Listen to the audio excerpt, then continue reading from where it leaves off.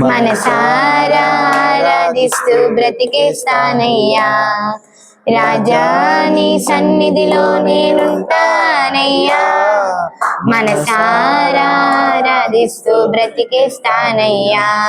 నేనుండాలేనయ్యా, నే బ్రతకాలేనయ్యా. నేనుండాలేనయ్యా, నే బ్రతకాలేనయ్యా. నీవే లేకుండా నేనుండాలేనయ్యా. నీ తోడే లేకుండా నే బ్రతకాలేనయ్యా. రాజా నీ సన్నిధిలో నేనుంటానయ్యా. మనసారా ఆరాధిస్తూ బ్రతికేస్తానయ్యా. నీ సన్నిధానములో సంపూర్ణ సంతోషం, ఆరాధించుకొనే విలువైన అవకాశం. నీ సన్నిధానములో సంపూర్ణ సంతోషం, ఆరాధించుకొనే విలువైన అవకాశం. కోల్పోయినవన్నీ నాకు ఇచ్చుటకును, బాధల నుండి బ్రతికించుటకును. కోల్పోయినవన్నీ నాకు ఇచ్చుటకును, బాధల నుండి బ్రతికించుటకును. నీవే రాకపోతే నేనేమైపోదును, నీవే రాకపోతే నేనేమైపోదును. నేనుండాలేనయ్యా, నే బ్రతకాలేనయ్యా. నేనుండాలేనయ్యా, నే బ్రతకాలేనయ్యా. నీవే లేకుండా నేనుండాలేనయ్యా. నీ తోడే లేకుండా నే బ్రతకాలేనయ్యా.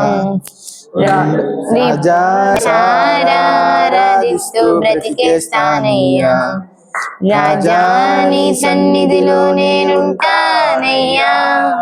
మనసారా ఆరాధిస్తూ బ్రతికేస్తానయ్యా.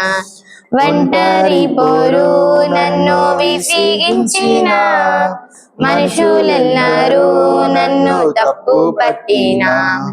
ఒంటరి పోరు నన్ను విసిగించిన, మనుషులెల్లరూ నన్ను తప్పు పట్టిన. ఒంటరి వాడే 1000 మంది అన్నావు, నేనున్నానులే భయపడకు అన్నావు. ఒంటరి వాడే 1000 మంది అన్నావు, నేనున్నానులే భయపడకు అన్నావు. నేనంటే నీకు ఎంత ప్రేమ ఏంటయ్యా, నేనంటే నీకు ఎంత ప్రేమ ఏంటయ్యా. నేనుండాలేనయ్యా, నే బ్రతకాలేనయ్యా. నేనుండాలేనయ్యా, నే బ్రతకాలేనయ్యా. నీవే లేకుండా నేనుండాలేనయ్యా. నీ తోడే లేకుండా నే బ్రతకాలేనయ్యా. రాజా నీ సన్నిధిలో నేనుంటానయ్యా. మనసారా ఆరాధిస్తూ బ్రతికేస్తానయ్యా. రాజా నీ సన్నిధిలో నేనుంటానయ్యా. మనసారా ఆరాధిస్తూ బ్రతికేస్తానయ్యా. ఊపిరి ఆగే వరకు నీతోనే జీవిస్తా, ఏ దారిలో నడిపినా నీ వెంటే నడిచొస్తా. ఊపిరి ఆగే వరకు నీతోనే జీవిస్తా, ఏ దారిలో నడిపినా నీ వెంటే నడిచొస్తా. విశ్వాసానికి కర్త నీవే నా గమ్యము, నీ బాటలు నడుచుట నాకు ఎంతో ఇష్టము. విశ్వాసానికి కర్త నీవే నా గమ్యము, నీ బాటలు నడుచుట నాకు ఎంతో ఇష్టము. నిన్ను మించిన ఏ దేవుడు లేడయ్యా, నిన్ను మించిన ఏ దేవుడు లేడయ్యా. నేనుండాలేనయ్యా, నే బ్రతకాలేనయ్యా. నేనుండాలేనయ్యా, నే బ్రతకాలేనయ్యా. నీవే లేకుండా నేనుండాలేనయ్యా. నీ తోడే లేకుండా నే బ్రతకాలేనయ్యా. రాజా నీ సన్నిధిలోనే ఉంటానయ్యా. మనసారా ఆరాధిస్తూ బ్రతికేస్తానయ్యా. రాజా నీ సన్నిధిలో నేనుంటానయ్యా, మనసారా ఆరాధిస్తూ బ్రతికిస్తానయ్యా. హల్లెలూయా. నా ప్రాణాన్ని రక్షించావు, బలమైన రెక్కల క్రింద నాకు ఆశ్రయమిచ్చావు. వేటగాని ఊరిలో నుండి నా ప్రాణాన్ని రక్షించావు, బలమైన రెక్కల క్రింద నాకు ఆశ్రయమిచ్చావు. లేనే లేదయ్యా వేరే ఆధారం, నా దుర్గమా నా శైలమా, లేనే లేదయ్యా వేరే ఆధారం, నా శృంగమా నా కేడమా.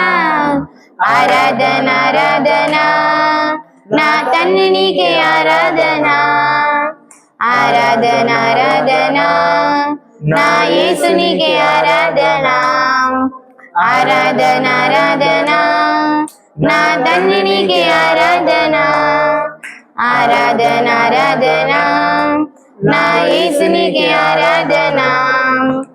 రాత్రి వేళ భయముకైనను పగటి వేళ బాణమైనను రోగము నన్నేమి చెయ్యదు, నా గుడారము సమీపించదు.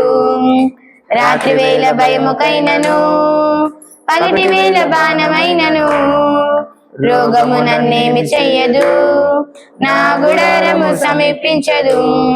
లేనే లేదయ్యా వేరే ఆధారం, నా దుర్గమా నా శైలమా, లేనే లేదయ్యా వేరే ఆధారం, నా శృంగమా నా కేడమా.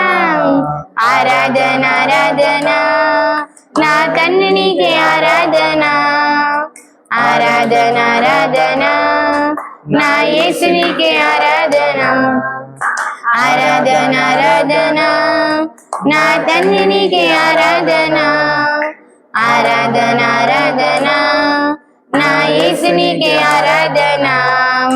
1000 మంది పడిపోయినా 10,000 మంది కూలిపోయినా, అపాయము పడిపోయినా 1000 మంది కూలిపోయినా, అపాయము రానే రాదు, నా గుడారము సమీపించదు. అపాయము రానే రాదు, నా గుడారము సమీపించదు. లేనే లేదయ్యా వేరే ఆధారం, నా దుర్గమా నా శైలమా, లేనే లేదయ్యా వేరే ఆధారం, నా శృంగమా నా కేడమా.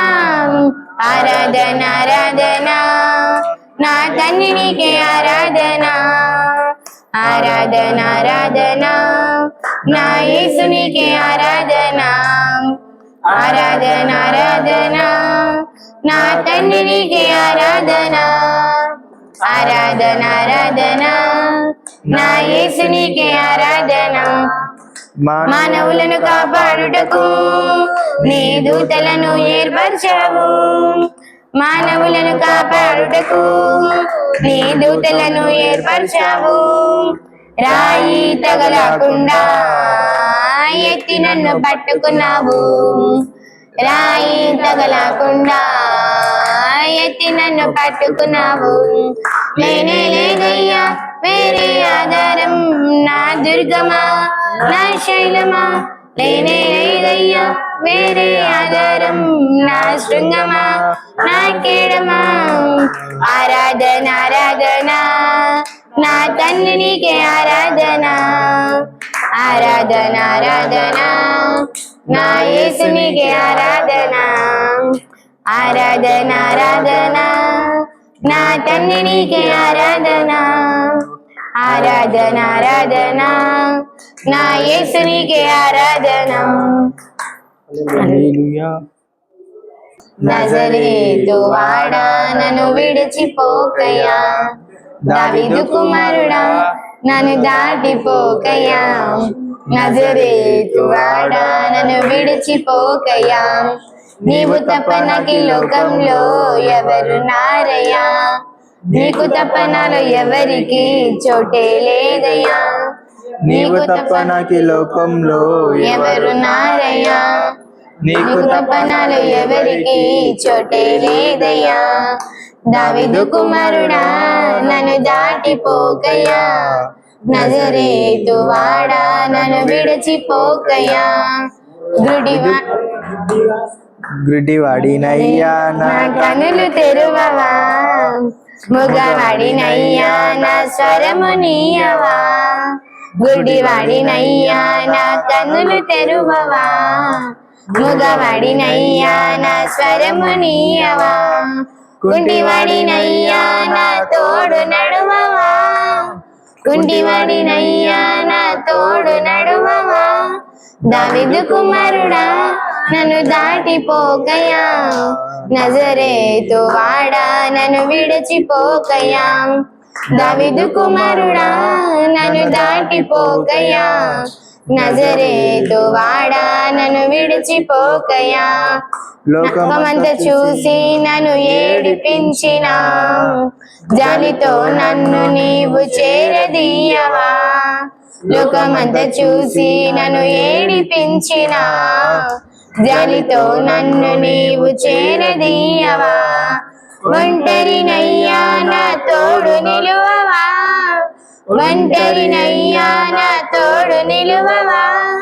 దావీదు కుమారుడా నన్ను దాటిపోకయ్యా, నజరేతు వాడా నన్ను విడిచిపోకయ్యా. దావీదు కుమారుడా నన్ను దాటిపోకయ్యా, నజరేతు వాడా నన్ను విడిచిపోకయ్యా. నా తల్లి నన్ను మరచిపోయినా, నా తండ్రి నన్ను విడిచిపోయినా, నా తల్లి నన్ను మరచిపోయినా, నా తండ్రి నన్ను విడిచిపోయినా. తల్లిదండ్రి నీవై నన్ను లాలించుమా, తల్లిదండ్రి నీవై నన్ను లాలించుమా. దావీదు కుమారుడా నన్ను దాటిపోకయ్యా, నజరేతు వాడా నన్ను విడిచిపోకయ్యా. దావీదు కుమారుడా నన్ను దాటిపోకయ్యా, నజరేతు వాడా నన్ను విడిచిపోకయ్యా.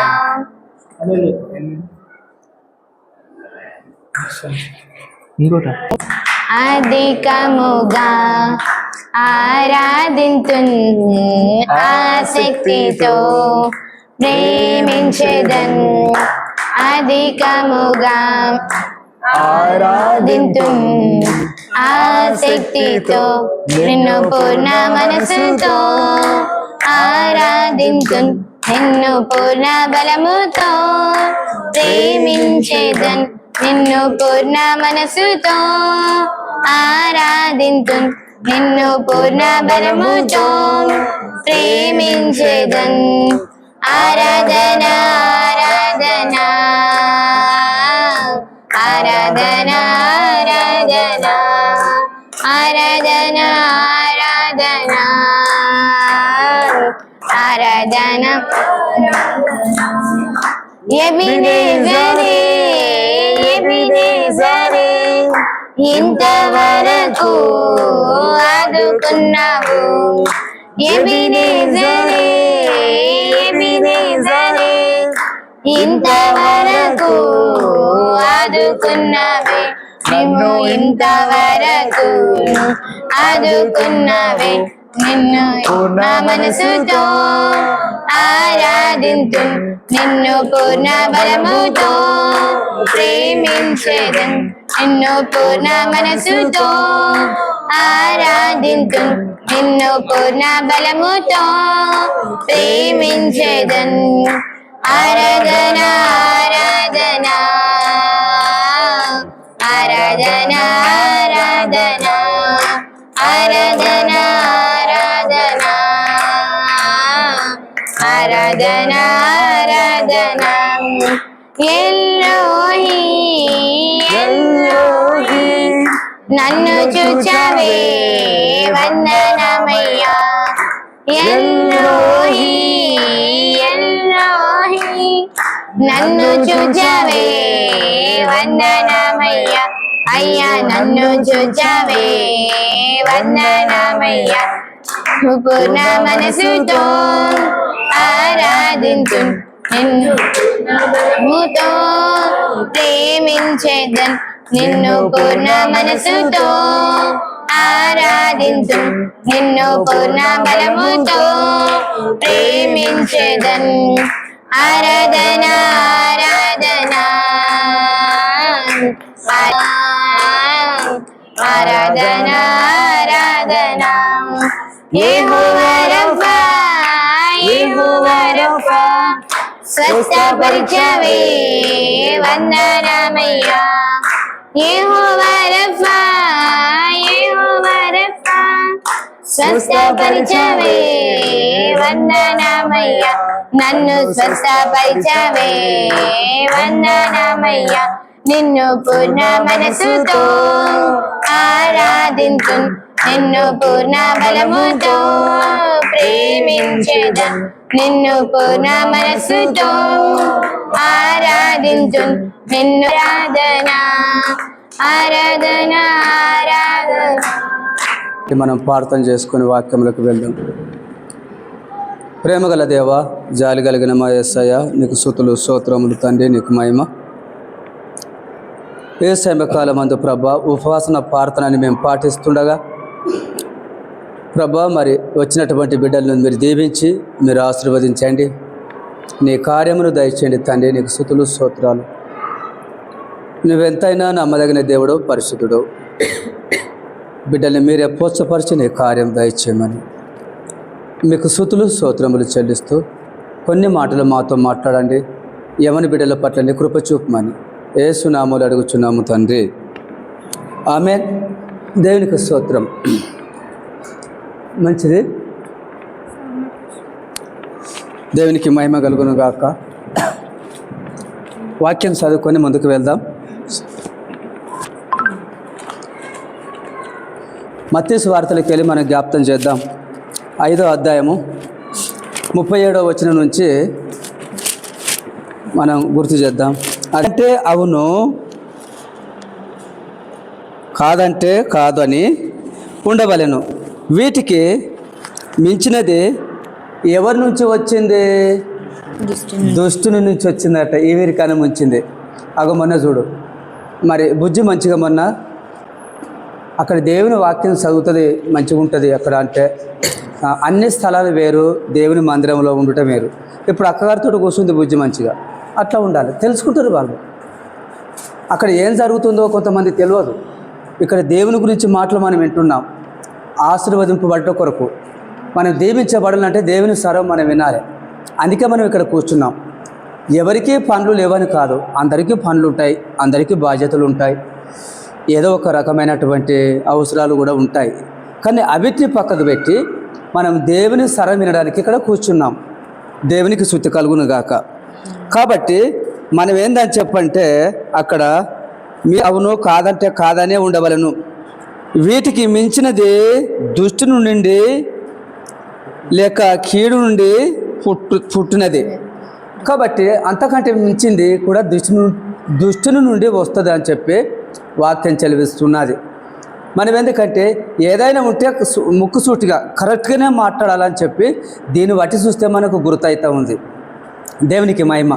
కాబట్టి ఇక్కడ మనం మాట్లాడుతున్న ప్రతి మాట మరి యొక్క పరిశుద్ధమైన గ్రంథములకి వెళ్ళి మనం వింటున్నాం. ఏదైనా మాట్లాడితే కరెక్ట్గానే మాట్లాడాలి, మరి తప్పుతోవ పట్టించే విధంగా మాట్లాడొద్దని చెప్పి దీని ఈ యొక్క వాక్యమును బట్టి చూస్తే మనకు అర్థమవుతుంది. ఎందుకంటే అవునంటే అవును, కాదంటే కాదనే ఉండవలను.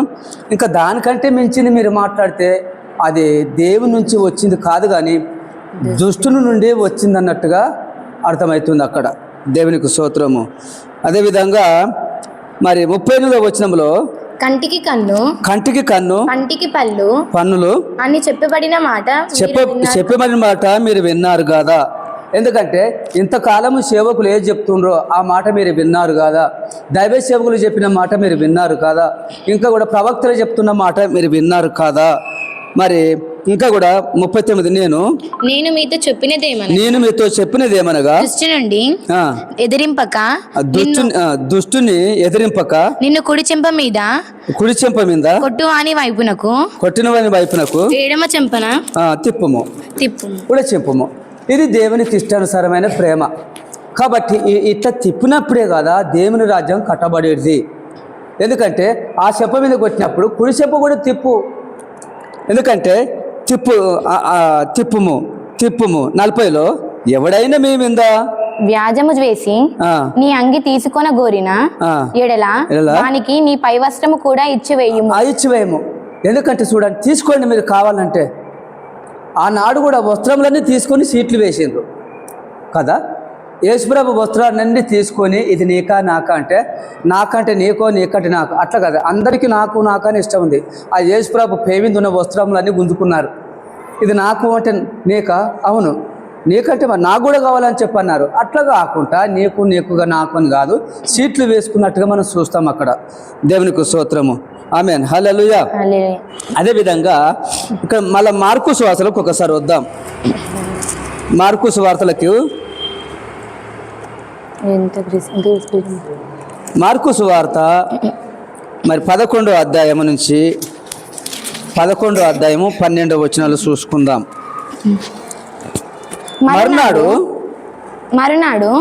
వారు బెతనియ నుండి వెళ్ళుచుండగా ఆయన ఆకలి గల ఒక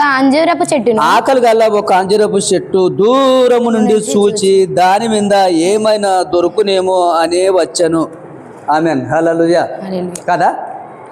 దాని మీద ఏమైనా దొరుకునేమో అని వచ్చాను. అక్కడ మీరు చూసుకోండి, నేను చదువుతా. మరునాడు వారు బెతేలము నుండి వెళ్ళుచుండగా ఆయన ఆకలి కొని ఏమైనా దొరుకునేమో వచ్చను. ఆయన అంతమందికి 41 రోజు ఉపవాసం ఉండి ఆకలి కొని వచ్చినప్పుడు ఆ దూరం నుండి వచ్చి చూసినప్పుడు అక్కడ ఆ అంజూరపు చెట్టు కనపడెను. దాని దగ్గరికి వచ్చేసినప్పుడు ఏమైనా దొరుకుతాయేమో అని ఆ అంజూరపు చెట్టు దగ్గరికి వచ్చి ఉన్నాడు. ఆకలి తీర్చుకుంటా అక్కడ అంజూరపు చెట్టు కనపడుతుంది. అది దూరం నుంచి చూసినప్పుడు ఆ అంజూరపు చెట్టు కనపడుతుంది. అయితే అక్కడికి వెళితే దాంట్లో ఫలములు ఏమో ఉంటాయి, అది తీసుకొని నా ఆకలి తీర్చుకుంటానని చెప్పి అక్కడికి వచ్చి ఉంటాడు. కానీ అక్కడికి రాగానే చూడండి, కింద వచ్చినంలో అక్కడికి రాగానే ఆకలి గల అంజూరపు చెట్టు దూరము నుండి చూచి దాని మీద ఏమైనాను దొరికినేమా అని వచ్చెను. ఆయన దాని యొద్దకు వచ్చి చూడగా ఆకులు తప్ప మరి ఏమి కనపడలేదు. అవునా, ఆకులు తప్ప మరి ఏమి కనపడలేదు. దేవునికి స్తోత్రము. అక్కడ ఆకులు తప్ప మరి ఏమి కనపడలేదు. ఆకులు గల ఒక అంజూరపు చెట్టు ఉండేందు దూరం నుండి చూసి దాని మీద ఏమైనా దొరుకునేమో అని వచ్చను. దాని వద్దకు వచ్చి చూడగా ఆకులు తప్ప మరి ఏమియో కనపడలేదు. హల్లెలూయా. ఆయన బాగా చూసి ఉన్నాడు. ఎందుకంటే ఇంతగానో ఆశ పెట్టుకొని వస్తే ఆ చెట్టు దగ్గరికి వచ్చి చూస్తే ఆకులే ఉన్నాయి కానీ తప్ప ఆ కాయలు ఉన్నట్టుగా ఏం కనిపిస్తలేదని చెప్పి ఆయన ఢిల్లుగా అయి ఉంటాడేమో, ఆయన బాధపడి ఉంటాడేమో. ఏంది విచిత్రమైన చెట్టు, ఈ చెట్టు ఎంత పచ్చదనం ఉంది, ఎంత వెరైటీగా ఉంది, ఎంత శుభ్రమైన చెట్టు. ఈ చెట్టు దగ్గరికి నేను ఆకలి తీర్చుకుందామని దాని దగ్గర ఏమైనా పండ్లో కాయలు దొరుకుతాయి అని చెప్పి నేను ఆ చెట్టు దగ్గరికి వచ్చి చూస్తే మరి ఆకులు తప్ప మరి ఏమి కనపడలేదన్నట్టుగా అక్కడ మనకు అర్థమైపోతుంది. దేవునికి స్తోత్రం కలుగును గాక. హల్లెలూయా. ఆకులు తప్ప మరి ఏమీ కనపడలేదు. ఎలా అనగా అది అంజూరపు పండ్ల కాలము కాదన్నారు. 14వ వచనంలో అందుకు ఆయన ఇంక మీదట ఎన్నటికి నీ పండ్లు ఎవరునూ తినకుందురుగాక అని చెప్పాను. దేవునికి స్తోత్రము. అదేవిధంగా ఇది ఆయన శిష్యులు వినిరి. 15వ వచనంలో వారు యెరూషలేమునకు వచ్చినప్పుడు ఆయన దేవాలయంలో ప్రవేశించి దేవాలయంలో క్రమ విగ్రహములు చేయవారిని వెళ్ళగొట్టునారంభించి మరి రూకలు మార్చువారి యొక్క బిల్లలను గువ్వలను వారి యొక్క పీఠములను పడదోసి. హల్లెలూయా. దేవునికి స్తోత్రము. కాబట్టి నీ ఇంకా మీదట ఇక్కడ పండ్లు ఎవరు తినకుందురుగాక అని చెప్పించినట్టుగా మనకు అర్థమవుతుంది అక్కడ. దేవునికి స్తోత్రము. హల్లెలూయా. కానీ ఆయన బాధపడ్డాడు. ఎందుకు మరి ఈ చెట్టు ఉండి ఏం లాభము? ఇంత పచ్చగా ఉన్నది, ఇంత శుభ్రంగా ఉన్నది, ఈ చెట్టు వెరైటీగా ఉన్నది, దీని దగ్గర ఏమైనా కాయలు దొరుకుతాయని చెప్పి నేను ఆకలి తీర్చుకుంటున్నాను వస్తే మరి ఆకులే తప్ప మరి ఏమి కనపడినట్టుగా మనం చూస్తాం. కాబట్టి అందుకనే ఇది ఇది ఇంకా ఎప్పుడు కూడా నా యొక్క ఆకలి తీర్చుకునే సమయముని నీకు కాయలేదు కనుక ఇంకా నాకు తప్పితే ఇంకా నువ్వు నన్ను తప్పి మళ్ళీ నువ్వు ఎప్పుడైనా కాయలు కాస్తే ఆ కాయలు ఎవరో తినకుందురుగాక. ఇక నువ్వు పనికిరావు. దేవునికి స్తోత్రం.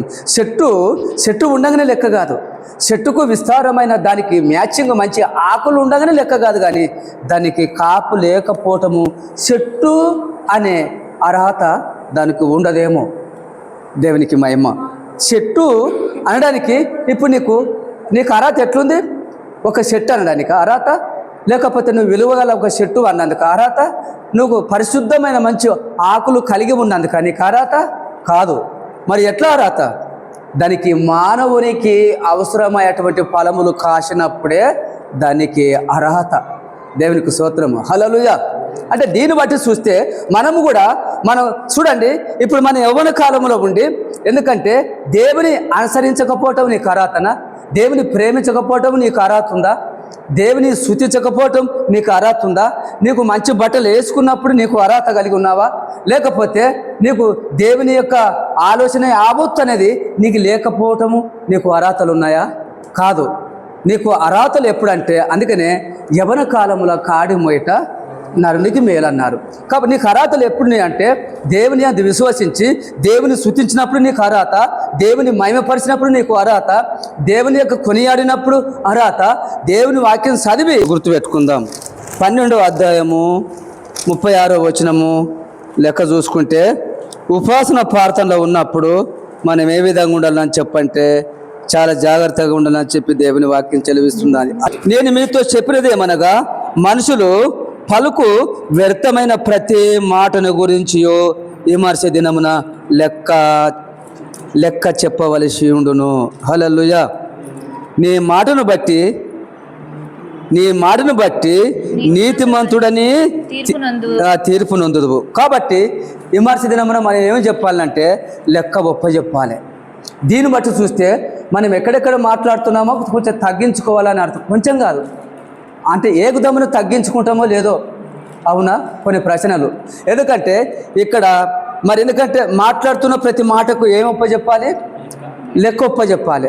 లెక్క చెప్పాలంటే మరి ఇంతకుముందుకు మనం బ్రేక్ లేని బైక్ ఉన్నామేమో, ఏమేం మాటలు మాట్లాడుతున్న ప్రతి మాటకు లెక్క ఒప్పచెప్పాలి. దేవునికి స్తోత్రము. అయితే ప్రభువా, మరి ఇప్పటిదాకా నీకు ఇష్టానుసారమైన మాటలు మేము పలకలేదేమో, నీకు ఇష్టం లేని మాటలు మేము పలికి ఉన్నామేమో, మమ్మల్ని క్షమించాలి. ఇప్పటి నుంచి నీకు ఇష్టానుసారమైన మాటలు పలుకుట కొరకు మా పెదవులను కాస్ట కొరకు మాకు సాయాన్ని అందించండి.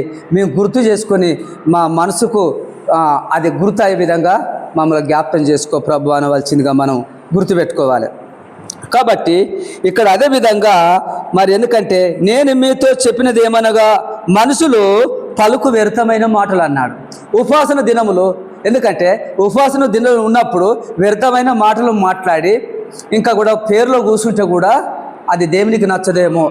కాబట్టి ప్రభువా, ఇంకా కూడా ఎందుకంటే అక్కడ పేరులో కూర్చున్న ముందుకే వ్యర్థమైన మాటలు నా నోటి నుంచి జారిపోయినాను ప్రభువా, నన్ను క్షమించమన్నప్పుడు, అప్పుడే ఆ క్షమించమన్నప్పుడు అక్కడ తప్పును ఒప్పుకొని వచ్చి పేరులో కూర్చుంటే పర్వాలేదు.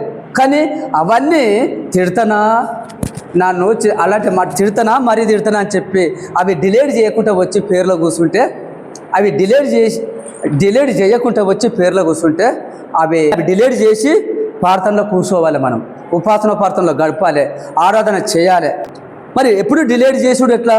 డిలేట్ చేసుడు అని చెప్పంటే ఆ మాటలను గుర్తు చేసుకుని, ప్రభా పలాని విషయంలో ఒక పలాన మాటలు నా నోటి నుంచి పరిగెత్తుకొని జారిపోయినాయి ప్రభా, నీ వాక్యం చూస్తే వ్యర్థమైన మాటలు పలకకూడదని ఉంది, నేనేం పలికినా అయితే నన్ను క్షమించు ప్రభు అన్నప్పుడే అవి డిలేట్ అయిపోతాయి. కానీ క్షమించమన్న సంగతి పక్కకు పెట్టి నువ్వు పేరులో కూర్చుంటే, నువ్వు ఆరాధన చేస్తే, దేవుని యొక్క రాజ్యం గురించి నువ్వు వెతుకుతే, దేవుని వరాల కోసం వెతుకుతే, దేవుని యొక్క ఆ యొక్క మంచి యొక్క ఆత్మ కోసం నువ్వు వెతుకుతే అది కాదు, అది దొరకదు. దేవుడి వరం ఇవ్వడేమో, నీకు ఆత్మవరం ఇవ్వడు, పరిశుద్ధాత్మ శక్తి నీ మీదికి రాదు, ఆ యొక్క కృపావరములు కూడా నీకు ఇవ్వడు. నీకు అవి నువ్వు పొందుకోవాలంటే ఫస్ట్ అక్కడ డిలీట్ చేయాలి. ఏం చేయాలి? దేవునికి వ్యతిరేకమైన ప్రతి వ్యర్థమైన మాట నేను పలికితే గనుక నన్ను క్షమించు ప్రభు అని చెప్పి అప్పుడు నువ్వు ప్రభును వేడుకుంటేనే అవి డిలీట్ అయిపోతాయి. హల్లెలూయా, దేవునికి స్తోత్రం. అప్పటిదాకా మరి అదే విధంగా రాయబడింది. దేవునికి మహిమ కలుగును గాక. ఆమేన్. దేవునికి స్తోత్రం. మరొకసారి చూడండి దాన్ని. విమర్శ దినము లెక్క చెప్పవలసి ఉండను. ఆ లెక్క చెప్పవాల మనం లెక్క చెప్పాలంటే దేవునికి స్తోత్రము. కాబట్టి దీన్ని బట్టి చూస్తే మేము ఎక్కడెక్కడ ఈ వ్యర్థమైన మాటలు మాట్లాడుతున్నామో, కానీ నీ పరిశుద్ధాత్మ ద్వారా, నీ ఆత్మ ప్రేరేపణ ద్వారా అలాంటి మాటలు మాట్లాడకుండా గుర్తు తెప్పియాలంటే నీకు ఆత్మ ప్రేరేపణ కావాలి. ఆత్మ నీకు కావాలి ఉండాలి. నీ హృదయానికి మన హృదయానికి కావాలి ఆత్మనే. మన హృదయానికి కావాలి ఆత్మనే. ఏ విధంగా ఆత్మ? ఈ వ్యర్థమైన మాటలు రాకుండా ఆత్మ ప్రేరేపణ వస్తుంది. ఎందుకంటే మనకేమైనా కోపం వచ్చిందనుకో ఒక్క నిమిషంలో తగ్గిపోతుంది. ఏదైనా కోపం వచ్చిందనుకో నిమిషంలో తగ్గిపోతుంది.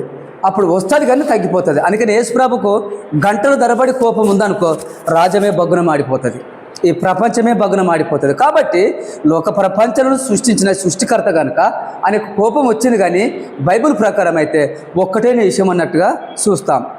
బైబిల్లో ఒక్కటే నిమిషం కోపం వచ్చేసింది. దేవునికి స్తోత్రము. కాబట్టి అదేవిధంగా మనం కూడా ఇలాంటి మాటలు, వ్యర్థమైన మాటలు ఎక్కడైనా మాట్లాడినా అయితే నన్ను క్షమించు ప్రభువా, అయ్యా నన్ను క్షమించాలి ఎక్కడైనా. ఎందుకంటే మాట్లాడుతున్న ప్రతి వ్యర్థమైన మాటకు లెక్క ఒప్పజెప్పవలసి ఉంది కదా అని చెప్పి నీ వాక్యం వచ్చింది కదా ప్రభువా. మేము ఎక్కడ కూడా వ్యర్థమైన మాటలు మాట్లాడవద్దు. అవునంటే అవును, కాదంటే కాదనే ఉండవాలను. ఎందుకంటే నీకు నచ్చిన మాటలేమో కావాలా ప్రభు అని చెప్పి మనం ప్రభు నామాన్ని మహిమపరిచే విధంగా ప్రభును బతిమలాడుకోవాలి. ఎక్కడైనా నోరు జారిందనుకో అక్కడ ఇంకా సామెతలు అప్పుడప్పుడు అంటారు, ఒకవేళ జారితే కాలైనా జారవచ్చు కానీ నోరు మాత్రము జారకూడదు అని చెప్పి వాక్యం చెలిపిస్తూ ఉంటుంది. మనం ఉన్నాం ఎప్పుడెక్కడైనా జారిపోతాం. ప్రభువా పలానా విషయంలో నా నోరు జారింది ప్రభు నన్ను క్షమించమనాలి. అప్పుడు అది డిలీట్ అవుతుందని అర్థం. దేవునికి మహిమ. హల్లెలూయా. కాబట్టి అది 3వ అధ్యాయం. చెవియోగి ఆలకించెను. యెహోవా చెవియోగి గలవారు ఒకరితో ఒకరు మాట్లాడుకొనుచుండగా యెహోవా చెవియోగి ఆలకించెను. గట్ల వీళ్ళు వ్యర్థమైన మాటలు మాట్లాడుతుండ్రా, లేకపోతే నాకు ఇష్టానుసారమైన మాటలు మాట్లాడుతుండ్రా అని చెప్పి ఎవరు చెవి పెట్టి పెట్టినట్టుగా అర్థమైంది. దేవుడు చెవి పెట్టి మీరు మాట్లాడుకున్న ప్రతి మాట దేవుడు చెవియోగను చెవి పెట్టి వినిపెడుతూ ఉన్నాడు. కానీ దేవుడు వినిపెట్టిన సంగతి వీళ్ళకి తెలియదు. దేవుడు ఎక్కడ వినిపెడుతున్నాడు, మరి మేము మాట్లాడుకున్న ప్రతి మాట ఎవరు వింటున్నారు, ఎవరు వింటలేరు.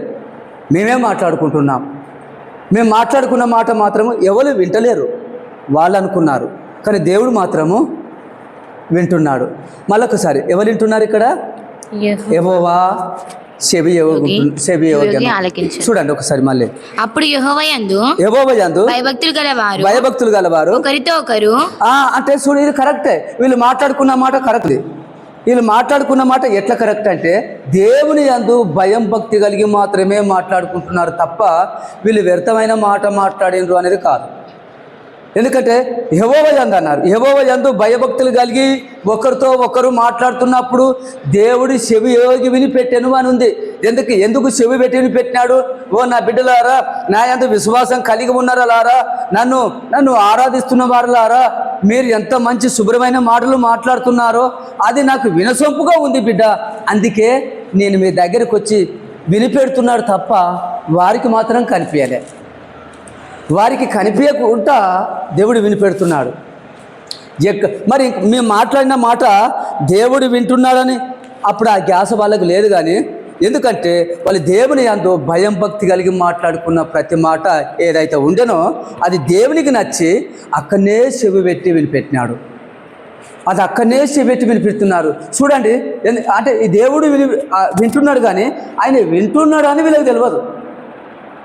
ఆయన వింటున్నాడు అని వీళ్ళకి తెలియదు. మరి వీళ్ళెవరు? దేవుని యందు భయం భక్తి కలిగిన వారు. దేవుని యందు భయం భక్తి కలిగి వాళ్ళు మాట్లాడుకుంటున్నారు, దేవుని మాట మాట్లాడుకుంటున్నారు, దేవుని రాజ్యం కోసం మాట్లాడుతున్నారు, ఆత్మల భారం కోసం మాట్లాడుతున్నారు, నశించిపోయే ఆత్మల కోసం మాట్లాడుతున్నారు. అలాంటి మాటలు దేవునికి ఇష్టమైంది కనుక అందుకనే చెవు పెట్టి వినిపెట్టినట్టుగా మనకు అర్థమవుతుంది. హల్లెలూయా. అక్కడ చెవు పెట్టి వినిపెడుతున్నాడు. ఇలాంటి బిడ్డలే కావాలి నాకు, ఇలాంటి యవనశీరులు కావాలి, ఇలాంటి యవనస్తులు కావాలి. వాళ్ళు ఎందుకంటే యవన కాలంలో ఉండి నా యందు భయం భక్తి కలిగి నా రాజ్యం కొరకు మాట్లాడుతున్నారు, నశించిపోయే ఆత్మల కోసం మాట్లాడుతున్నారు. ఇంకా కూడా వాళ్ళు ఎందుకంటే ఇంకా అనేకమైన భారం కలిగి నన్ను ఆసక్తి కలిగి వెతకడానికి మాత్రమే మాట్లాడుకుంటున్నారు. ఎందుకంటే ఎందుకంటే ఎప్పుడు కూడా అక్కడ దేవుని రాజ్యంతో కనిపెట్టాలనే భారం కలిగి వాళ్ళు ఉన్నారు. అలాంటి మాట్లాడుతున్న మాట వైపు దేవుడు చెవి పెట్టి వినిపెట్టినాడు. ఎందుకు వ్యర్థమైన మాటలు వినడు ఆయన, వినడు. ఇవి నాకు అసాధ్యము అంటాడు. మాట్లాడుతున్న ప్రతి వ్యర్థమైన మాట ఆయన చెవులారా వినడు. దేవునికి స్తోత్రం. ఎందుకంటే బాబు నువ్వు ఎందుకు ఇవన్నీ నేను చెప్తున్నావు, చాలు నువ్వు చెప్పినక్కడ చెప్పు, బంద్ చేసాయి, నువ్వు మాట ఒక్కటిసారిగా లేదు, ఏం మాట్లాడతావు అని అంటారు కదా. ఎక్కడైనా పెద్ద మనుషులు ఏదైనా మాట్లాడుకుంటే ఏదో చెప్తే ఇష్టానుసారి బాబు అట్లా చెప్పని బాగానే ఉంది, ఆయన చెప్పేటివి చెప్పని తీరాదు, ఇంకా చెప్పని ఎప్పుడు అంటారు? అవి ఇష్టానుసారంగా రుచి కలిగిన మాటలు మాట్లాడుతున్నప్పుడు ఎవరు ఆపేయకుండా చెప్పని ఆ బాబుని ఇంకా చెప్పని అని అంటారు. అవి చెప్పవలసినవి కావన్నప్పుడు నోరు మూసుకో, చెప్పిన కాడ చాలు నోరు మూసుకో అంటారు. అవి నాకు సాల్ బాబు నువ్వు చెప్పిన కాడ చాలు, అవి వేస్ట్, సాల్ నోరు మూసుకొని బంద్ చేసేయి అని అంటారు. ఎప్పుడు అంటారంటే అవి ఇష్టానుసారంగా ఉండకపోవటం వల్ల అప్పుడు ఆపేయి అంటారు. కానీ దేవుడైతే వ్యర్థమైన మాటలు వినేవాడు కాదు, కానీ దేవునికి ఇష్టానుసారమైనటువంటి మాటలు కాబట్టి అక్కడ చెవి పెట్టి వినసొంపుగా ఉన్నటువంటి మాటలు అని దేవుడు గమనించి ఆ మాటలు వింటున్నాడు. ఆమేన్. హల్లెలూయా. అందుకనే ఎందుకు వింటున్నాడు అంటే వాళ్ళు దేవుని యందు భయభక్తి కలిగిన వారు ఒకరితో ఒకరు మాట్లాడుచుండగా యెహోవా చెవి పెట్టి ఆ మాటల వైపు వినుచుండెను. దేవునికి మహిమ. అవునా? దేవునికి స్తోత్రం. హల్లెలూయా. కాబట్టి మరొకసారి అనుకొని ముగింపులను కొద్దాం, మళ్ళా దాన్ని తిరిగేయాలి మనం. ఓకే. అప్పుడు యెహోవా యందు భయభక్తులు గలవారు ఒకరితో ఒకరు మాట్లాడుకొనుచుండగా యెహోవా చెవియొగ్గి ఆలకించెను. చాలు, దేవుడు చెవి పెట్టి ఆలకించండు. వెరీ గుడ్ నా యవనస్తులారు, నా బిడ్డలు, ఈ మాటలు నాకు సరిపోయినాయి, ఈ మాటలు నాకు నచ్చినాయి అని చెప్పి దేవుడే చెవి పెట్టి వినిపించినాడు. అందుకనే మాట్లాడుతున్న ప్రతి వ్యర్థమైన మాటకు పైన ఏం చేయాలి? లెక్కొప్ప చెప్పాలి.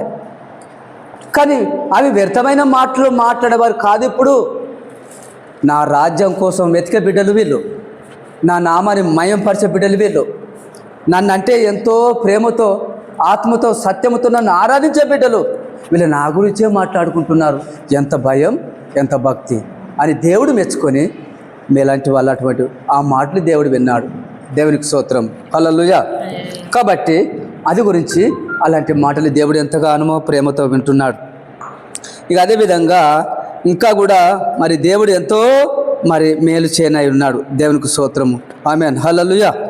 కాబట్టి ఆ విషయంలో మనం లాస్ట్ వచనం చదువుకొని మనం ప్రార్థన చేసుకుందాం. కానీ యవనస్తుడైనటువంటి ఈ యొక్క దావీదుకు దేవుడు అంటే ఎంతో ప్రేమ. ఇప్పుడు మీరు ఎంత ప్రేమిస్తున్నారు దేవుని? ఆనాటి కాలంలో యవనస్తుడైన యొక్క దావీదుకు కూడా అంత ప్రేమ. దేవుడు అంటే ప్రేమ ఆయనకు. ఇంకా కూడా యెషైకి వాళ్ళ తండ్రి పేరు యెషై. మొత్తం కలిసి వాళ్ళ అన్నదమ్ములు ఎంతమంది ఉన్నట్టుగా అర్థమైంది? 8 మంది ఉన్నారు. ఆ 8 మంది అన్నదమ్ములకు దేవుని యందు ఆసక్తి ఉన్నట్టుగా ఎక్కడ కనిపించలే. కానీ ఆసక్తి ఉంది అని ఎవరికంటే దావీదుకు మాత్రమే ఆసక్తి ఉన్నట్టుగా కనపడుతుంది. హల్లెలూయా. అంటే ఇప్పుడు ఈయనతో పాటు దావీదు యొక్క సహోదరులు వాళ్ళ అన్నదమ్ములు కలిసి దావీదుతో పాటు 8 అన్నదమ్ములు అయితే ఈ దావీదుని వదిలిపెడితే ఎంతమంది? 7. ఈ 7కి దేవుని వెతికే మనసు లేనట్టుగా ఉన్నట్టుగా మనకు ఏం చూపించలే. అద్దులు లేవు అక్కడ బైబిల్లో. 8 దావీదును పక్కకు పెడితే ఇక 7. ఈ 7 దేవుని ప్రేమించినట్టుగా ఎక్కడ అద్దులు లేవు, కనపడలే బైబిల్లో, అద్దులు లేవు. కానీ ఈ ప్రేమించే గుణం ఎవరికి ఉందని చెప్పంటే 8వ వాడు దావీదుకు మాత్రమే దేవుని ప్రేమించే గుణలక్షణాలు ఉన్నాయి, దేవుని హత్తుకునే గుణలక్షణాలు ఉన్నాయి, దేవుని ఎంతో ఆసక్తితో ఆయన వరాలు పొందుకునే ఆసక్తి ఉంది. మరి ఎంతగానో ఆరాధించే ఆ ఆసక్తి గుణలక్షణాలు దావీదుకు మాత్రమే ఉన్నాయి. అందుకనే మరి అలాంటి విషయంలో ఆ సందర్భాల్లో గొలియాతు వచ్చేసిండు.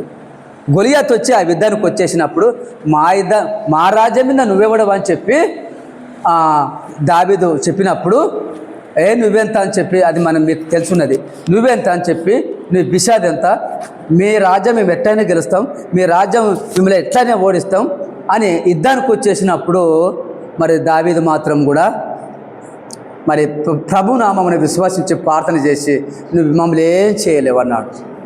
నువ్వు ఎంతోమంది ఓడించిన వ్యక్తి అయితే కావచ్చు, నువ్వెన్నో రాజ్యాలు గెలిచిన వ్యక్తి అయితే కావచ్చు, కానీ మా దేశం ఎందుకు రావాలంటే నీ తరము కాదన్నాడు దావీదు. అప్పుడు వాళ్ళిద్దరు శనాఖాత పెట్టుకున్నట్టుగా మనం బైబిల్లో చూస్తాం. లాస్ట్ వచనం చదివి ప్రార్థన చేసుకుందాం. మరి ఒకటో సమయాలు 17వ అధ్యాయం 46 వచనం నుంచి చూస్తే మనకు ప్రార్థన చేసుకుందాం చదువుకొని. 1 సమయాలు 17వ అధ్యాయము 46వ వచనం నుంచి చూద్దాం. 1 సమయాలు. చంపి నీ తల తెగివేతును అంటే చేతను నొచ్చుకు పడిపోయి తాకి కింద పడిపోయినాడు. దేవునికి స్తోత్రము, హల్లెలూయా. కాబట్టి ఎందుకంటే అమ్మా ఇక్కడ మాట్లాడుతున్న ప్రతి మాటకు మనం ఏమొప్ప చెప్పాలి, లెక్కొప్ప చెప్పాలి. కాబట్టి ఎందుకంటే దేవుని యందు భయభక్తులు కలిగి ఒకరితో ఒకరు మాట్లాడుకుంటున్నప్పుడు దేవుడు ఇష్టానుసారంగా విన్నాడు. దేవునికి స్తోత్రము.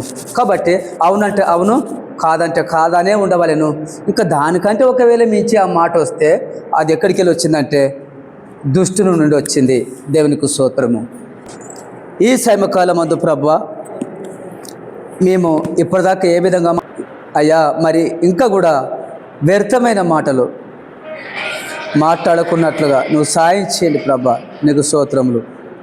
ఎందుకంటే యెహోవా యందు భయభక్తులు కలిగిన వారు ఒకరితో ఒకరు మాట్లాడుకొని చూడగా యెహోవా చెవి పెట్టి ఆలకించను అని వాక్యం చెలవిస్తుంది ప్రభువా. మాటలు నశించిపోయే ఆత్మను రక్షించుకునే మాటలు ప్రభువా, ఇంకా కూడా మరి అనేకమైన ఆత్మల భారం కలిగి ఉండే అటువంటి మాటలు మేము పలుకుచున్నప్పుడు నువ్వు ఆలకిస్తున్నావు తండ్రి, నీకు స్తుతులు స్తోత్రాలు.